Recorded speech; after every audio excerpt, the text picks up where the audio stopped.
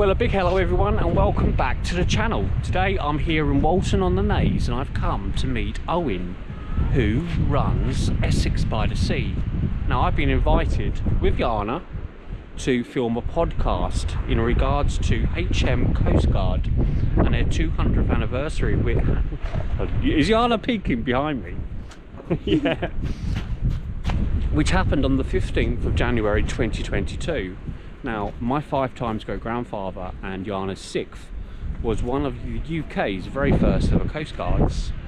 So that's the reason why I've been invited here to join Owen in his podcast to learn a little more about the history of this incredible man. And here's a snippet from his podcast, and I hope you enjoy it. Hello and welcome to this episode of Essex by the Sea. I'm Owen Ward, exploring the Essex coast, finding out about the amazing and interesting stories it has to offer. Don't forget, Essex by the Sea is now available on your smart speakers, just to play Essex by the Sea podcast. 2022 marks the 200th anniversary of Her Majesty's Coastguard, and one of the country's first was based right here on the Essex coast. For this episode, I'm in Walton on the Naze, and joining me, Stephen Robert Cooter, who is a descendant of that very person. Thanks very much for joining me. Hi Owen, you okay? Good, thank you. Now, who exactly was your relative? My relative was Jonathan Webb. He was born in 1792 in Yarmouth on the Isle of Wight, and his family were based around the island for quite a few generations back, and he began his career as a preventative water guard before the formation of Coastguard in 1822. He started out as the preventative water guard with his brother Richard Webb, who and they both began as just simple boatmen in their early 20s. But I think it was 1820 he was given a post here on Walton on the Naze, and he came here, and in 1822 Coastguard formed, and he was one of England's very first ever coastguards. And of course, 200 years ago, you know, we've got the R&L line now, so they've got modern equipment and modern boats. I'm guessing back then it would have been rowing boats or sailing boats. Oh yeah, it would have been rowing boats for sure. It would have been quite hard slog, I can imagine. Tough times, I think. Now, you found this out through researching your family history. You've discovered the story of Jonathan and his time here on the Essex coast. I mean, first of all, how does it feel to be back here in Walton, where he lived for so long of his life? I think it's incredible. I spent a lot of time here as a child. We used to come here on vacations and days out, and at the time I wasn't aware of the significance of Walton on the Naze with my family history, and it wasn't until I started researching, and it's kind of made the location feel a lot more special now, and I look at it very differently. Like arriving here in Walton on the Naze today, I came in by train and I saw the Martello Tower in the distance, and the Martello Tower is where he resided with his family and his children, and just seeing it and knowing that my family lived there, it's quite incredible, really. And there are monuments to the people who protected the coastline and helped save lives around here in Walton. But obviously the Martello Towers stood in Walton for decades, and I believe that Jonathan is actually also buried here in the town. He is. He's buried over at the church, which is St Andrew's Church. He's buried there with his wife and his infant son. Sadly, his grave doesn't exist anymore.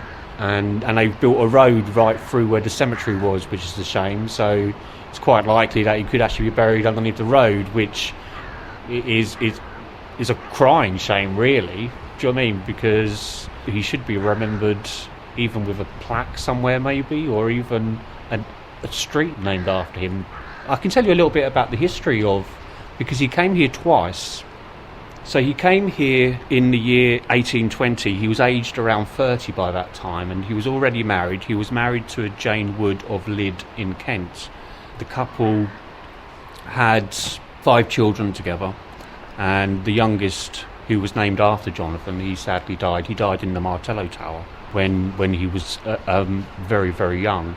With the Martello Tower, it's extremely cold and very damp in there, and the conditions of living there must have been ghastly, especially during the winter. Now he moved. He was here for 8 years at the very early years of HM Coastguard, but after the death of his son, the family moved away, and they were given a post in St Ives, and he was there from 1828 until 1837, and then from 1837 he was given a new post at Swales Cliff. By that point he was aged 47 years, and then in 1842 he actually returned here with his family, and from that point on he remained here for the rest of his life.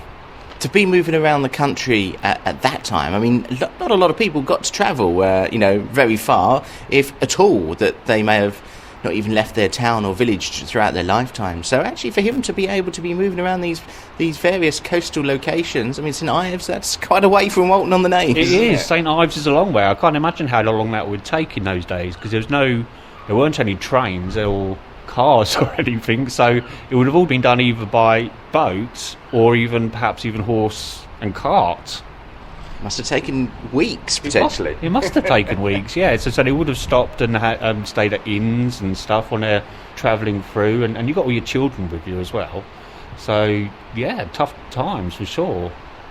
The dates continue from the records, because he then came back to Walton, is that right? Yeah, so he was back here in Walton from 1842 until his death.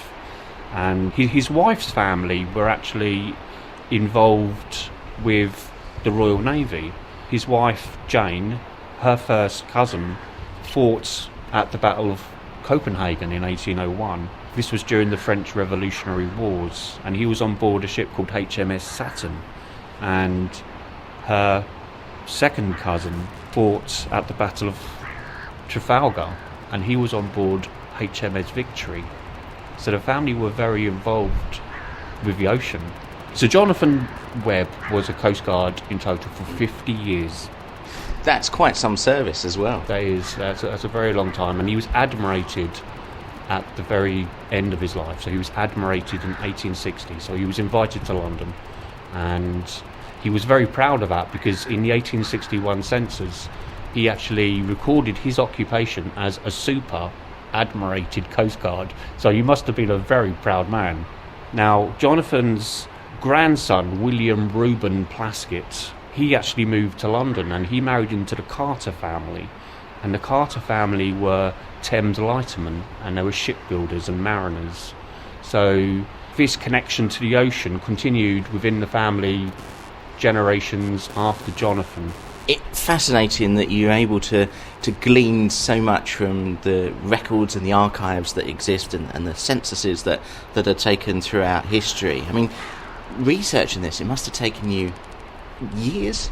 It has taken many years. It's taken me. I've been researching my family history for 25 years, so I'm 43 now, and I started when I was aged 18. And there's been periods of research where I've been researching for up to 12 hours a day, especially on my days off from work and stuff. So it's more of a passion for me. It's like a calling. It's something that I feel like I have to do.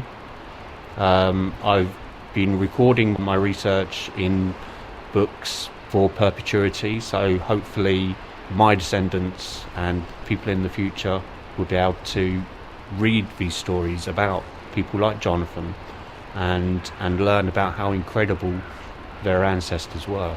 Jonathan's story obviously would be one of hundreds then from the ancestors that you've researched. Were you surprised by quite how significant Jonathan's story was? I was very surprised. I certainly wasn't expecting a coastguard in my family tree.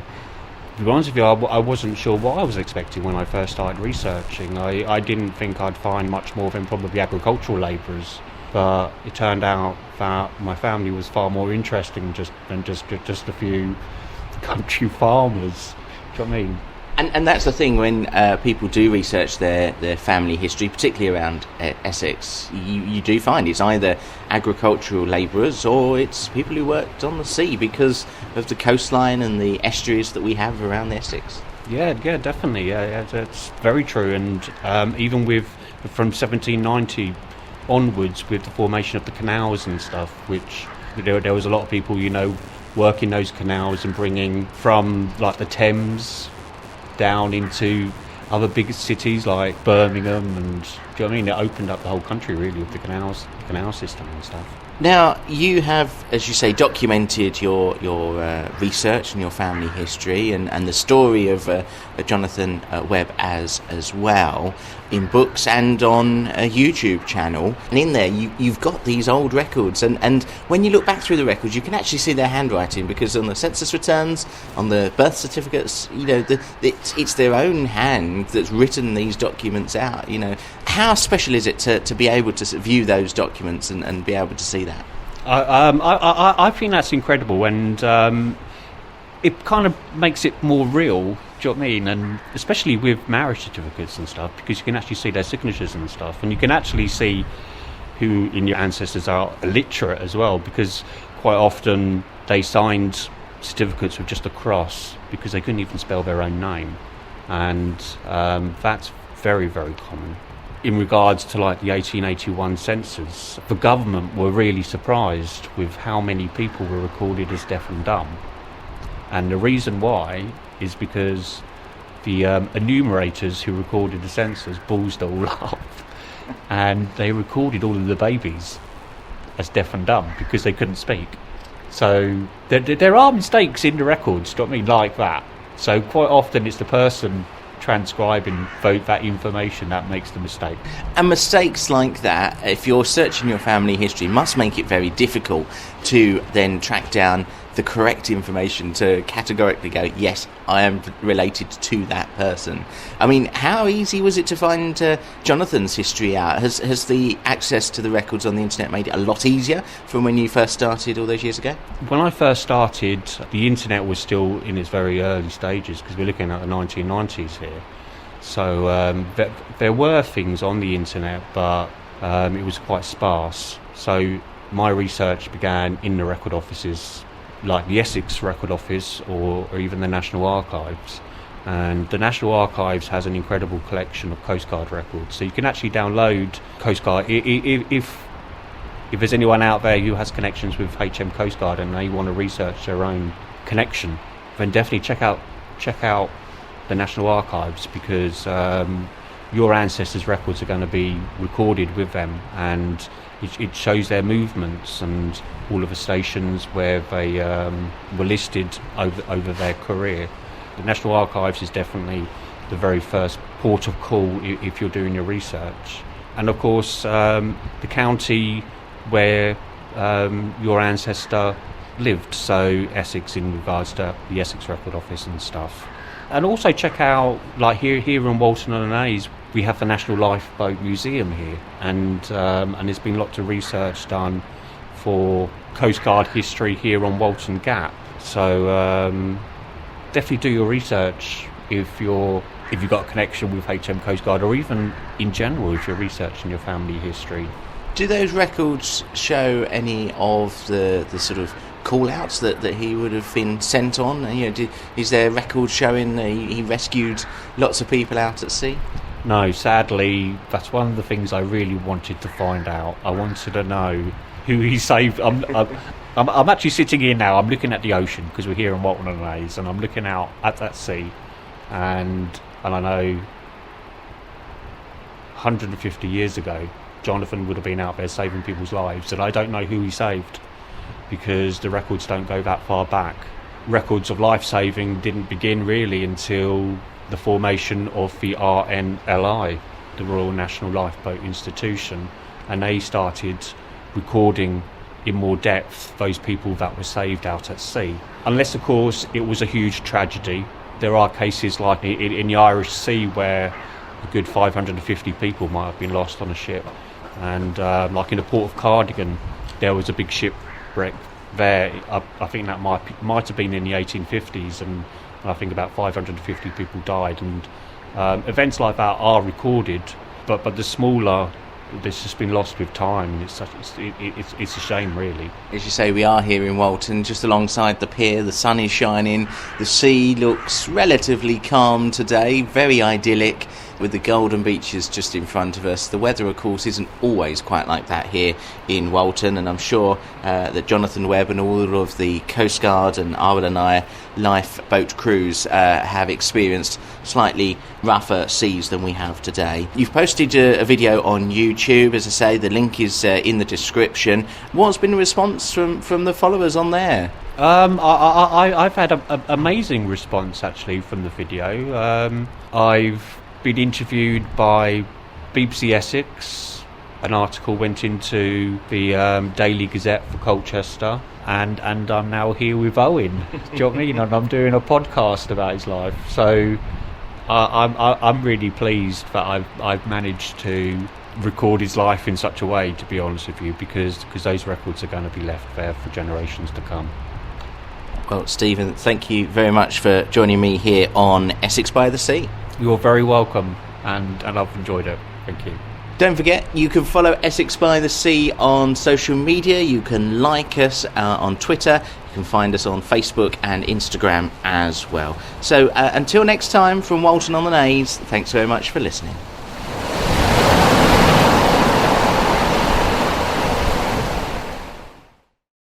A big hello everyone, and welcome back to the channel. Today's episode is a little bit shorter than usual because here in Walton on the Naze I met up with Owen from Essex by the Sea, and he invited me down here on the coast to do a podcast for his... I'll film it later.